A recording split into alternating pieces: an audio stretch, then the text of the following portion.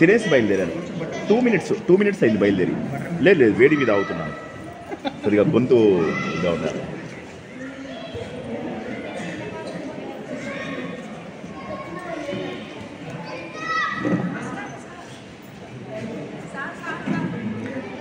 నమస్తే మేడం, బాగున్నారా?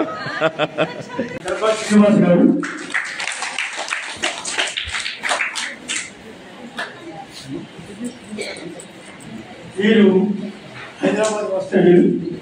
జేఎన్టీలో బీటెక్ అయిపోయిన తర్వాత ఐఐఎం కోల్కతాలో అభ్యాసం చేసి బహుశా మనకు ఐఐటీలో ఐఐఎంలు వాళ్ళకు స్పెషల్గా ఎలా అయితే మెడుకో అగ్రికో అని అంటారో వీళ్ళను ఐఐఎంస్ అంటారు. కాబట్టి ఆ ఐఐఎం పూర్తి చేశారు. ఇప్పుడు సీనియర్ సాఫ్ట్వేర్ కన్సల్టెంట్. వీళ్ళు ఈ మధ్యనే వారి యొక్క మరి 55 సంవత్సరంలో నుండి 60 సంవత్సరం ఎంఏ సాంస్క్రిట్లో వారు పీజీ పూర్తి చేశారు. అంటే ఇప్పటికి కూడా వారికి ఐఐఎం అనేది మన కంట్రీలో చాలా ఉన్నతమైనటువంటి చదివిన వారికి కృషి చేశారు. ఐఐఎం సాంస్క్రిట్ ఎంఏ పూర్తి చేశారు. అలాగే వారు పలు ఛానల్స్లో భగవద్గీత, రామాయణం, వేదం, భాగవతం, భారతం ఇవన్నీ కూడా చాలా మంది ఇక్కడ శిష్యులు కూడా ఉన్నారు. కాబట్టి వాళ్ళన్నీ కూడా నిత్యం ఆపరేట్ చేస్తుంటారు. మాకు ముఖ్యంగా మా జిల్లా విద్యానగర్ జిల్లా నుండి ఆ జిల్లాకు ఆర్ఎస్ఎస్ కానీ విశ్వ పరిషత్ కానీ మాకు బాగా సహకారం ఇస్తుంటారు. తర్వాత నమస్తే నమస్తే నమస్తే నమస్తే.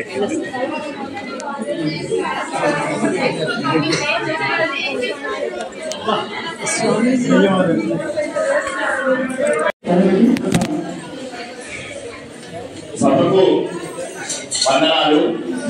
భోజనమైన తర్వాత ముఖ్యంగా మధ్యాహ్నం సమయం ఎన్నో ప్రసంగాలు వినడం అనేది చాలా కష్టమైన విషయం అన్న విషయం తెలుసు. అయితే ముఖ్య వక్తలు కాబట్టి కొన్ని ముఖ్య విషయాలు చెప్పి ఒక కథ రూపంలో చెప్పడానికి ప్రయత్నం చేస్తాను. జీవితం అంతా గుర్తుంచుకునేలాగా మీకు ఉపయోగపడుతుంది. ముందుగా పిల్లల సంగతి చాలా అద్భుతంగా ఉంది. పిల్లల సంగతి ఇంకా మాట్లాడేది లేదు. వీళ్ళలో వెలుగుతున్న జ్యోతి మాత్రం అద్భుతం. ఎందుకంటే వాళ్ళకు ఉన్నటువంటి నాలెడ్జ్ ఏదైతే చూస్తున్నామో చాలా అద్భుతంగా ఉంది. వారి గురించి ప్రత్యేకంగా చెప్పాల్సిన అవసరం లేదు. అందులో అన్నిటికంటే గొప్ప అధ్యాయం 6వ అధ్యాయం గురించి వాళ్ళు చెప్పడం అనేది మరింత గొప్పది. అయితే మరి మనకి తెలుసుకోవాల్సింది ఏంటి? 3 మెట్లు. భగవద్గీత కానీ ఇంకేదన్నా కానీ 3 మెట్లు. ముందు పారాయణం, తర్వాత వివేచన, తర్వాత ఆచరణ. భగవద్గీత అనేది పారాయణ గ్రంథం కాదు.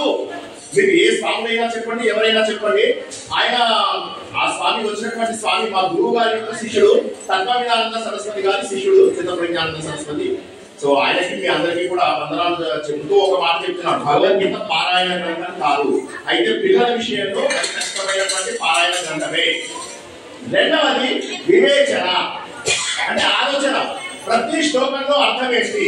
భగవద్గీత సారము ఎంతమందికి తెలుసు? 18 అధ్యాయాలలో ఇది ఉంది అని చెప్పి ఎంతమందికి తెలుసు? 18 అధ్యాయాలలో ఉన్నది. మనకి ఎన్ని అధ్యాయాలు ఉన్నాయండి భగవద్గీతలో? 18 అధ్యాయాలను మనము 3 భాగాలుగా చేయవచ్చు. మనుషులు ఎన్ని రకాలుగా ఉంటారో తెలుసా? కొంతమందికి ఏంటంటే డ్యూటీ మైండెడ్ పీపుల్ ఉంటారు. వాళ్ళ కోసం కర్మయోగము మొదటి 6 అధ్యాయాలు. తర్వాత వచ్చేది ఎమోషనల్ పీపుల్ ఉంటారు, వాళ్ళకు భక్తి కావాలి, వారి కోసం భక్తి యోగము. తర్వాత వచ్చే అధ్యాయాలు జ్ఞానయోగము. ఎవరైతే హేతువాదాన్ని ఆచరిస్తారో, ఎవరైతే వారి గురించి వారు తెలుసుకోవాలి అనుకుంటారో వారి కోసం జ్ఞానయోగము. ఇందులో కూడా 6వ అధ్యాయం అనేది ప్రత్యేకంగా రాజయోగము అంటారు. మళ్ళొకసారి వినండి, ముఖ్య వక్తలు కాబట్టి ముఖ్యమైన విషయాలే చెబుతున్నాను, కాస్త జాగ్రత్తగా వినండి. పిల్లల కోసం కాదు, పెద్దల కోసం చెబుతున్నాను. పిల్లలు చేస్తున్న పారాయణము పూర్తిగా కరెక్ట్, వాళ్ళు సరైనటువంటి మార్గంలో ఉన్నారు. పెద్దలు దాని అర్థం తెలుసుకోవాలి. జీవితం లోపల మనము విధానం ఎలా బతకాలి అనేది నేర్చుకోవాలి. ఎందుకంటే హిందూ మతము జీవన విధానం, జీవిత లక్ష్యం రెండు చెబుతుంది. జీవన విధానం అంటే ఎలా బతకాలి, జీవిత లక్ష్యం అంటే జీవితంలో ఏం సాధించాలి అనే విషయాన్ని చెబుతుంది. అదే భగవద్గీత మనకు చెప్పేది. ఎందుకు మనం బతకాలి అనేది. అందుకోసం అని చెప్పి గీత అంటే ఏంటి, రెండు బిందువులను కలుపుతాం. రెండు బిందువులను కలిపినప్పుడు ఒక సరళరేఖ వస్తుంది. అంటే రుజు ప్రవర్తన మాత్రమే మన జీవితంలో మనకు ఉపయోగపడుతుంది. మొట్టమొదటి శ్లోకం ఏంటి భగవద్గీతలో? ధర్మక్షేత్రే కురుక్షేత్రే. ఈ ఒక్క శ్లోకము కనుక మనం ఇలాగా అర్థం చేసుకుంటే మనం భగవద్గీత మొత్తం అర్థం చేసుకుంటే, ఒక వ్యక్తికి ఎవరో చెప్తున్నాడా ధర్మక్షేత్రే కురుక్షేత్రే అంటే క్షేత్రే క్షేత్రే ధర్మం కురు, ప్రతి చోట ధర్మబద్ధంగా ఉండు. ఇదే భగవద్గీత యొక్క ముఖ్య ఉద్దేశము. భగవద్గీత ఒక్కదాన్ని ఎందుకు చెప్తున్నారు? ఎన్నో గీతలు వచ్చాయి. ఫర్ యువర్ ఇన్ఫర్మేషన్, ముఖ్య వక్తలు కాబట్టి ముఖ్య విషయాలు నాగే చెప్తాను, గుర్తుంచుకోండి. ఆ ఇంకో గొప్ప విషయం ఏంటంటే భగవద్గీత ఒకసారి చెప్పలేదు, 4 సార్లు శ్రీకృష్ణుడు చెప్పాడు. మొదటిసారి భ్రమర గీతలు గోపికా గీతలు అనేటటువంటి పేరు మీద మొదటిసారి చెప్పాడు. రెండవసారి శ్రీమద్ భగవద్గీత అని అర్జునుడికి నేర్పిస్తాడు. ఒక 30 ఏళ్ళు రాజ్యం పరిపాలించిన తర్వాత అర్జునుడు అంటాడు, బాబా యుద్ధంలో టెన్షన్ లో పూర్తిగా వినలేదు, మరోసారి భగవద్గీత మొత్తం చెప్పాడు. నీకు టైం ఉందా? ఇప్పుడు నాకంత టైం లేదు. అప్పుడు నువ్వు కర్మ చేయకపోతే తప్పు, ఇప్పుడు కర్మ చేస్తే తప్పు. ఇప్పుడు నేను రాజయోగం నేర్పిస్తాను అని ఆయన ఉత్తర గీత నేర్పించాడు 3వసారి. చివరికి 4వసారి ఉద్ధవ గీతను నేర్పించాడు. ఉద్ధవ గీత అంటే ఏంటంటే భక్తుల కోసం ఏం కావాలి. ఆయన అవతారం సమాప్తం చేస్తున్నప్పుడు ఆయన శిష్యుడు, ఆయన భక్తులు అయినటువంటి ఉద్ధవ వచ్చి మరి మా కోసం కూడా ఏదన్నా చెప్పుకో అంటే ఉద్ధవ గీత చెప్పాడు. ఈ 4 గీతల్లో ఉన్నదేంటో తెలుసా? ఇందాక మనం చెప్పుకున్నటువంటి కర్మయోగము, భక్తి యోగము, జ్ఞాన యోగము. ఇదే భగవద్గీతలో ఉంది. మొదటి 6 అధ్యాయాలని కర్మయోగం అంటారు, పెద్దవాళ్ళు తెలుసుకోండి, నిద్ర కోసం కాదు. తర్వాత 6 అధ్యాయాలు భక్తి యోగము, తర్వాత 6 అధ్యాయాలు జ్ఞాన యోగము. నేను ఎందుకు పుట్టాను, నేను ఏం సాధించాలి. మరి భగవద్గీత ఇంత పాపులర్ అయింది, ఇన్ని గీతలు వచ్చాయి. శ్రీకృష్ణుడే కాకుండా ఇంకా చాలా వచ్చాయి. హంస గీత, గణేష్ గీత, కపిల గీత, శృతి గీతలు చాలా వచ్చాయి. మరి భగవద్గీత ఎందుకు పాపులర్ అయిందో తెలుసా? భగవద్గీత 15 అధ్యాయాలు మాత్రమే, 18 కాదు. 15 అధ్యాయాల పాటు ఉండడానికి థియరీ అంటారు. చివరి 3 అధ్యాయాలు ప్రాక్టికల్స్. 16వ అధ్యాయము మనం దేవుళ్ళమా రాక్షసులమా మనుషులమా అని చెప్పేదాన్ని 16వ అధ్యాయం చెప్తారు. అది చూసుకుంటే చాలు మన గురించి మనకు తెలిసిపోతుంది. 15వ అధ్యాయం లోపల ఏ పని ఎలా చేయాలి, 17, 18లో కూడా ఏ పని ఎలా చేయాలి. ఉదాహరణకి నేను డ్రైవింగ్ చేస్తున్నాను. డ్రైవింగ్ 3 రకాలు: సాత్విక డ్రైవింగ్, రాజసిక డ్రైవింగ్, తామసిక డ్రైవింగ్. సాత్విక డ్రైవింగ్ అంటే రూల్స్ రెగ్యులేషన్స్ ఫాలో అవుతూ వెళ్తే సాత్విక డ్రైవింగ్. స్పీడ్ గా వెళ్ళిపోతూ డెడ్ ని సడన్ గా బీట్ చేసుకుంటూ వేరే వాళ్ళని ఓడగొడుతూ వెళ్తే రాజసిక డ్రైవింగ్. అందరికి ప్రమాదాన్ని కల్పిస్తూ ఏ రూల్స్ ఫాలో అవ్వకుండా, డ్రైవింగ్ లైసెన్స్ లేకుండా, రిజిస్ట్రేషన్ లేకుండా వెళ్తే తామస డ్రైవింగ్. ఇలాగ దేవుడు ఎన్నో ఎగ్జాంపుల్స్ ఇచ్చాడు. ఈ చివరి 3 అధ్యాయాలు కలశ అధ్యాయాలు, అపెండిక్స్ చాప్టర్స్ అంటారు. 15 అధ్యాయాలలో నేర్చుకున్నటువంటి జ్ఞానం. 15వ అధ్యాయం ఇందాక అందరూ పాడారు. 15వ అధ్యాయం అర్థం తెలుసా మనకు? పురుషోత్తమ ప్రాప్తి అంటే భగవంతుడిలో చేరడం. భగవంతుడిలో ఎప్పుడు చేరుతాము? 12వ అధ్యాయంలో దేవుడు గుడిలో ప్రవేశించాడు. 13, 14, 15 దేవుడిలో కలిసిపోయారు. 15లో దేవుడిలో కలిసిపోదాము. ఎందుకంటే జ్ఞాన యోగంలోకి ప్రవేశించగానే మీకు మోక్షంకి అడుగు వేసినట్లే లెక్క. 12లో భక్తి యోగము. భక్తి యోగంలో చివరి దశలో ఉన్నారు. భక్తి అంటే గుడికి వెళ్ళడము, నోములు చేయడము, వ్రతాలు చేయడము కాదు. 35 భక్తుడి లక్షణాలు ఇచ్చి ఇలా ఉండాలి నువ్వు అని చెప్పాడు. అప్పుడు మనం ఒక్కొక్క అడుగు వేస్తుంటే 15వ అధ్యాయంలో కూడా ఈ జీవుడు దేవుడుగా, నరుడు నారాయణుడుగా, మానవుడు మాధవుడుగా, పురుషుడు పురుషోత్తముడుగా మారిపోతాడు. అదే మనకు భగవద్గీత నేర్పించేది. 15వ అధ్యాయంతో అర్జునుడు పురుషోత్తముడుగా మారిపోతాడు. ముఖ్య భక్తని కాబట్టి ముఖ్యమైన 4 విషయాలు చెప్తాను. భగవద్గీత, గీత అంటే పాడదు. అసలు కృష్ణ అవతారం 2 పర్పసెస్ కోసం వచ్చింది. ఒకటి ధర్మరక్షణ, రెండవది కొన్ని కోట్ల జన్మల నుంచి మోక్షం కోసం ఎదురు చూస్తున్న వారందరికీ కూడా 1 షాట్ స్పెషల్ డ్రైవ్ లో కూడా మోక్షం ఇవ్వడానికి. గోపికలందరికీ కూడా గోపిక గీతల ద్వారా, రాసలీల ద్వారా 1 షాట్ లో కూడా మోక్షం ఇచ్చేశాడు. మరి మన సంగతి ఏంటి? మనకి ఇచ్చినటువంటిదే వారికి మురళీగానం అయితే మనకు గీతాగానము. ఆ గీతాగానము మనం చేసి తీరాలి. అయితే పెద్దలు ఏం చేస్తున్నారు? పిల్లలకు నేర్పించి చేతులు దులుపుకుంటున్నారు. టెన్షన్ పడకుండా ఉండడమే భగవద్గీత లక్షణం. భగవద్గీతని పిల్లలు గుర్తుంచుకోండి, పెద్దవాళ్ళు కూడా గుర్తుంచుకోండి. డిఏడి, డాడ్ అంటారు. డాడ్ అంటే తండ్రి. డి అంటే ధర్మబద్ధంగా ఉండు, ధర్మక్షేత్రే కురుక్షేత్రే.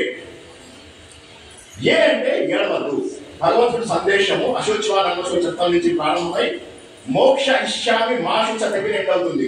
ఏడవద్దు నుంచి ఏడవద్దు, ఖయామత్సే ఖయామత్త, ఏడవద్దు నుంచి ఏడవద్దు లాగా ఉంటుంది. ఎప్పుడు ఏడ్చినా గుర్తుంచుకోండి, మీరు దేవుడికి దగ్గరగా లేరు, మీలో పరిణతి రాలేదు. ఎటువంటి పరిస్థితులు ఎదురైనప్పటికీ కూడా జీవితంలో ఏడవకూడదు. ఏడ్చారు అంటే you are going away from God. గుర్తుంచుకోండి, ఏడ్చిన ప్రతి వ్యక్తి కూడా ప్రకృతి శక్తులకు దూరం అవుతున్నాడు. ఏదో నడిపించుకో, ఏదో అడ్డగోలుగా జీవితం ఎవరైనా నడిపిస్తారు. పశువులాగా బతకడం ఒక బతుక, మాది ఒక బతికేనా సందులలో పందులో అలా బతకాల్సిన అవసరం లేదు మనకు. ఏ వయసులోనైనా కూడా సాధించాల్సినటువంటిది అది భగవద్గీతలోనే ఉంది. చిన్న పిల్లల కోసం ఉంది, కర్మ చెయ్యాలి. ఏ ఫలితం వచ్చినా పట్టించుకోకూడదు చిన్న పిల్లల కోసము. మనలో భక్తి, భక్తి అంటే అనన్య భక్తి. నేను మా స్టూడెంట్స్ అడిగాను, నాకు వచ్చిన జట్టులో 4 నా స్టూడెంట్స్ ఉన్నారు. మా స్టూడెంట్స్ ని అందరినీ అడిగాను అనమాట, మీరు మీ పిల్లల కంటే ఎక్కువగా దేవుని ప్రేమిస్తారా? అర్థం లేదండి. మరి భక్తి ఎలా అవుతుంది? భక్తి అంటే అనన్య భక్తి. అనన్య భక్తి ఉన్నవాడికి మాత్రమే దైవ దర్శనం జరుగుతుంది. నేనేదో టెంపుల్కి వెళ్ళాను, నో జరగదు. నేనేదో అభిషేకం చేశాను, ఏకాదశి ఉన్నాను కాదు. నువ్వు మనిషిగా మారావా లేదా? ఆధ్యాత్మికత మనిషికి నువ్వు నిజంగా మనిషివా కాదా అని చెప్తుంది. ఆ విషయాన్ని గుర్తుంచుకోండి. కాబట్టి భగవద్గీత మనకి ఏం చెప్తుందంటే, నువ్వు కనీసం మనిషిలాగా బతుకు. ఆ మనిషిలాగా బతకడానికి ఏం కావాలో భగవద్గీత చెబుతుంది. ప్రతి విషయం అర్థమవుతుంది మనకు. రూపంతో పూజించాలా, రూపం లేకుండా పూజించాలా? ఏ అధ్యాయం ఎవరైనా చెప్పగలరా? చూడండి, ఇప్పుడు మనమే జవాబు చెప్పకపోతే బయట వాళ్ళకి జవాబు చెప్పగలమా? ఒక్కసారి ఆలోచించండి. శోచనీయమైనటువంటి విషయమా కాదా ఇది? ఏవం సతతయుక్తాయే భక్తాస్త్వాం పర్యుపాసతే. దేవుడా, నిన్ను రూపంతో పూజించాలా, రూపం లేకుండా పూజించాలా? అప్పుడు దేవుడు ఏమంటాడో తెలుసా? క్లేశోధిక తరశ్లేషాం అవ్యక్తాసక్త చేతసాం. ఎప్పుడైతే రూపము లేకుండా పూజిస్తావో అప్పుడు దేవుణ్ణి చేరుకోవడం కష్టము. కాబట్టి ముందు రూపంతో పూజిస్తూ రూపం లేనటువంటి తత్వానికి వెళ్ళు. భగవంతుడు 5 రూపాలలో ఉంటాడు. మొదట స్వరూపము విగ్రహ రూపంలో ఉంటాడు. తర్వాత యంత్ర రూపంలో, యంత్రాలు అందరికీ తెలుసు కదా, ప్రతి దేవుడికి ఒక యంత్రం ఉంటుంది. రాముడికి ఒక యంత్రం, కృష్ణుడికి ఒక యంత్రం, శ్రీచక్రం, ప్రతిదీ ఒక యంత్రమే. ట్రయాంగిల్స్ అండ్ సర్కిల్స్ ఉంటాయి, వాటిని చక్రాలు అంటారు. ఏ ఆలయానికి వెళ్ళినా you will be able to understand the mystic concepts of the temples. ఇందాక ఆయన అన్నారు, సార్ ఐఏఎం చేసిన తర్వాత కూడా ఎంఏ సంస్కృతం ఎందుకు చేశారు? ఎందుకంటే దానికి ఒకటే కారణం, అంతకంటే కూడా ఇది ఉన్నత విద్య అని నేను గుర్తించాను. ఈ విషయాన్ని అందరూ కూడా గుర్తించండి. ఏంటంటే ఇక్కడ భగవంతుని రూపంతో రూపం లేకుండా పూజించడానికి కూడా మనకు అక్కడ జవాబు ఉంది. భగవంతుడు అందరిలో ఉన్నాడు, అంతర్యామిగా ఉన్నాడు అనే దానికి భగవంతుడు విభూతి యోగంలో ఎంత డీటెయిల్ గా చెప్తాడో. రాయిలో, రప్పలో, చెట్లు, పుట్టలో, పాములు అన్నిటిలో నేనే ఉన్నానని. కానీ మనం ఏం చేస్తాము? నేను వేరు, వాడు వేరు, వీడు వేరు, వాడు వేరు అంటాం.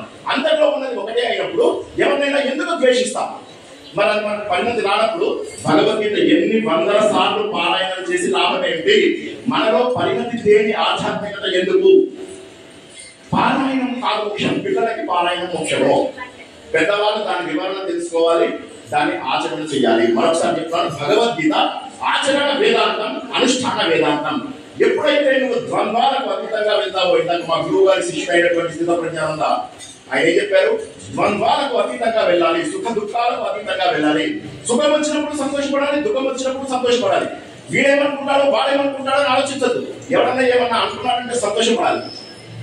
ఇంకా ఇంకొద్దిగా తిట్టవా, if you don't mind I will give you 100 more rupees, ఇంకొద్దిగా తిట్టు అని చెప్పాలి.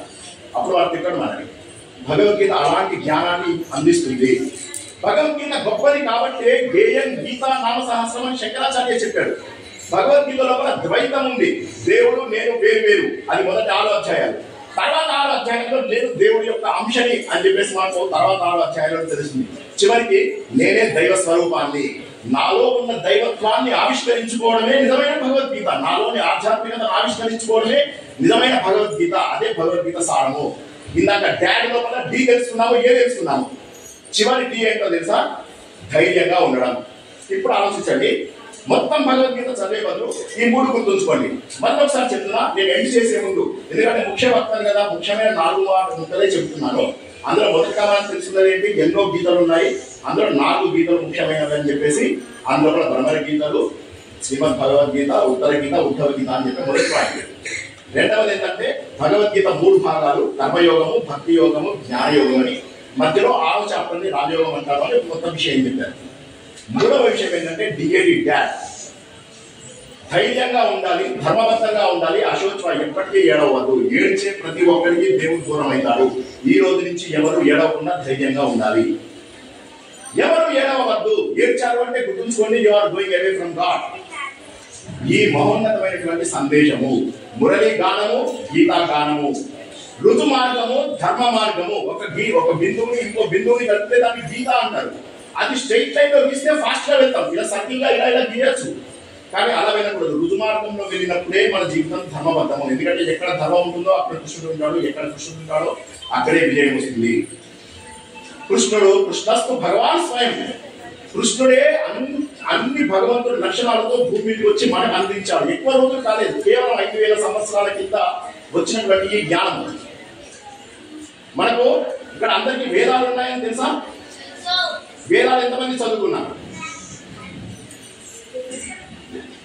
వేదాల తర్వాత వచ్చినటువంటివి పురాణాలు, పురాణాల తర్వాత వచ్చినటువంటివి కావ్యాలు.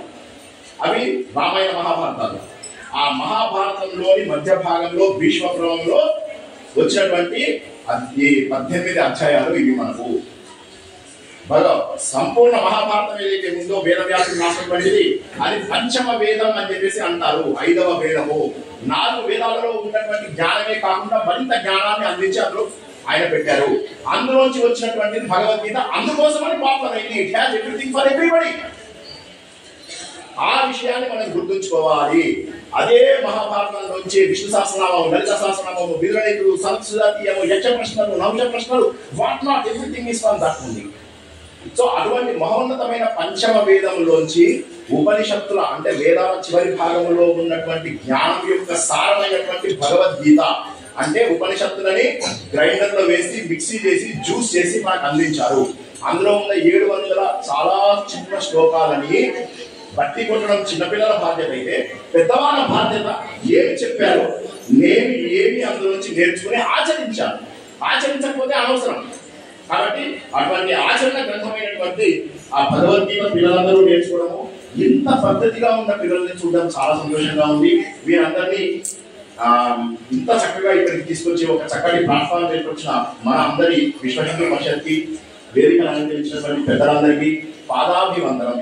ఆ తర్వాత ఇక్కడ ఉన్నటువంటి మాతృమూర్తులు, తండ్రులు ఎవరైతే మేము నేర్చుకోలేదు అయినా మా పిల్లలకు నేర్పిద్దామని ఎవరైతే వచ్చారో వారందరికీ కూడా పాదాభివందనం. ఒక్క మాట మీరు కూడా నేర్చుకోండి.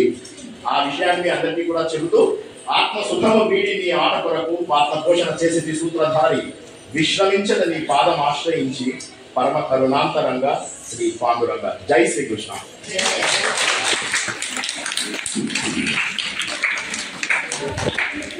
ముఖ్యమంత్రిగా చాలా ముఖ్యమైనటువంటి విషయాలు చెప్పారు. దీనికి ఆన్లైన్ ద్వారా అనేక రకాలైనటువంటి గ్రంథాల మీద చెప్తూ ఉంటే చాలా ధర్మ సందేహాలు. ఆ ధర్మ సందేహాలు కూడా వాళ్ళు మీరేమైనా ధర్మ సందేహం ఉంటే వాళ్ళు చెప్పిన దాంట్లో మీరు అడగచ్చు, వాళ్ళ సమాధానం. అట్లాంటి ధర్మ సందేహాలు కూడా వాళ్ళు సమాధానం చెప్తారు. కాబట్టి వారు ఈ యొక్క వేదిక ఇచ్చి మనందరికీ ఈ యొక్క ముఖ్య ప్రసంగం ఇచ్చినందుకు విశ్వ హిందూ పరిషత్ తరఫున చాలా చాలా ధన్యవాదాలు. ఇప్పుడు మనకు ధర్మాచార్య సంపర్క శ్రీ పుప్ప వెంకటేశ్వరరావు గారు మాట్లాడుతున్నారు.